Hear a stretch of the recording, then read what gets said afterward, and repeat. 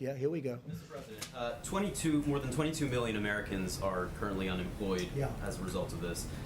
Today we hit the grim milestone of more than 40,000 Americans now having died from the coronavirus. Can you explain then why you come out here and you are reading clips and showing clips of praise for you and for your administration?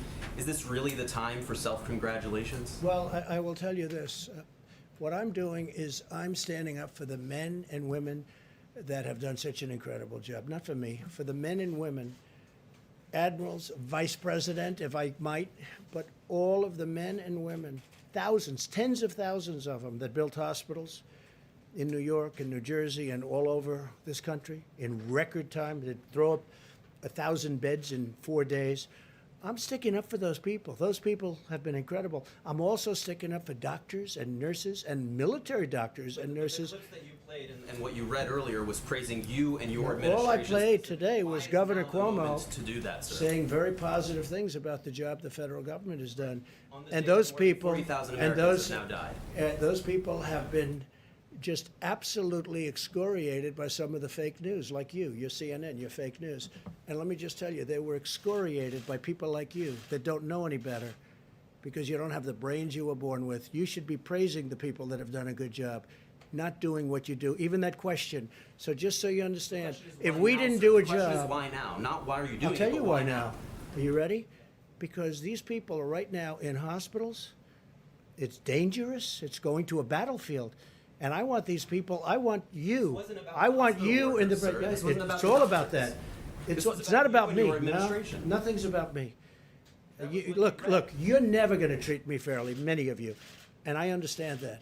I don't even know. I got here with the worst, most unfair press treatment, they say, in the history of the United States for a president.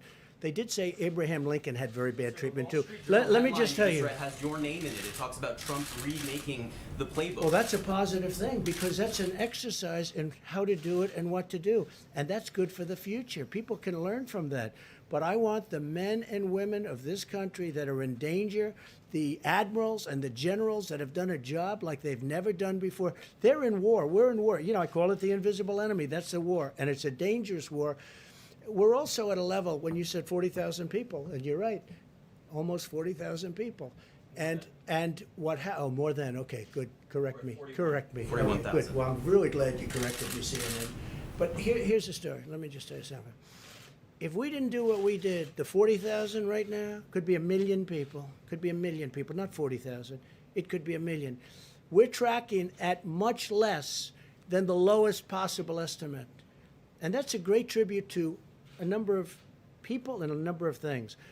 One of the things that it's a tribute to is what's taken place in this country with the American people. Because they've gone inside, they've done it. They've done a job that nobody thought was possible. And in fact, when they did the models, as they call them, nobody thought it was possible. They did models not based on this kind of success. I've seen New York streets, and I see it in the morning. I've watched all my life New York streets, and you can't even see the pavement. There's so many people. And you take a look this morning, you take a look, even on Friday morning, I looked at it, I saw it through a camera.